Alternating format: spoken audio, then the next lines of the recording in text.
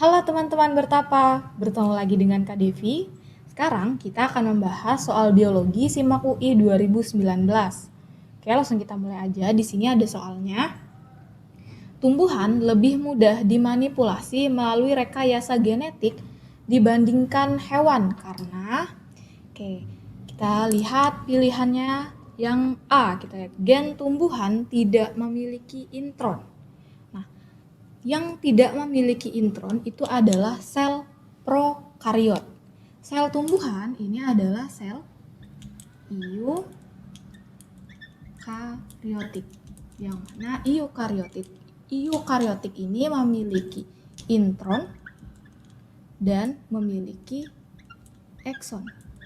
Yang tidak memiliki intron itu adalah sel prokariot.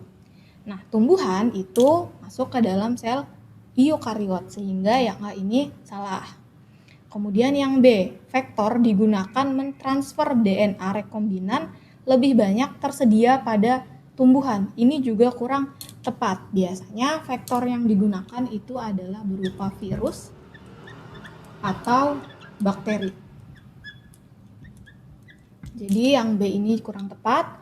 Lalu yang C, sel somatik tumbuhan dapat menghasilkan individu tumbuhan utuh. Nah, ini benar.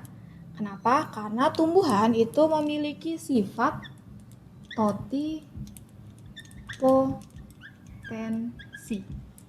Totipotensi ini adalah kemampuan sel untuk berkembang hingga membentuk organisme baru. Ini yang dimaksud dengan totipotensi. Nah, sel tumbuhan memiliki sifat ini. Tapi apakah yang C ini tepat sebagai alasan bahwa tumbuhan itu lebih mudah dimanipulasi? Kita lihat dulu ya pilihan yang D.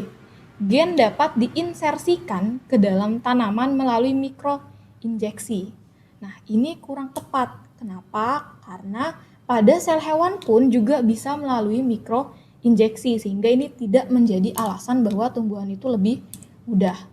Lalu yang E, sel tumbuhan memiliki nukleus yang lebih besar. Ini juga kurang tepat, sehingga jawabannya itu adalah yang C. Nah, gimana sih sel somatik ini melakukan berkembang, maksudnya berkembang menjadi organisme baru dengan sifat totipotensinya ini? Di sini ada gambar dari bagaimana sel itu berkembang dari sel somatiknya. Di sini diambil dari wortel. Misalnya ini wortel hasil rekayasa genetik. Kita ambil bagiannya, kita potong, lalu kita tanam di media, biasanya media berupa agar. Kemudian nanti dia akan tumbuh membentuk kalus seperti ini. Nah, sifat sel yang totipotensi yang tadinya hanya kalus seperti ini akan tumbuh menjadi organisme baru. Ini hasilnya seperti ini. Nanti dia akan tumbuh menjadi tumbuhan wortel yang kemudian nanti bisa ditanam di tanah. Nah, ini yang dimaksud dengan sifat totipotensi. Dengan sifat totipotensinya ini akan membantu hasil rekayasa genetik perbanyakannya itu menjadi lebih mudah. Kenapa? Karena dengan ini tidak akan menghilangkan hasil dari rekayasanya atau sifat yang direkayasa itu tidak akan hilang. Karena dengan sel somatik maka sifat anakannya akan sama persis atau identik dengan induk. Oleh karena itulah kenapa sel tumbuhan itu lebih mudah dilakukan rekayasa genetik dibandingkan sel hewan. Sehingga tadi jawabannya yang C, karena ada sifat totipotensi.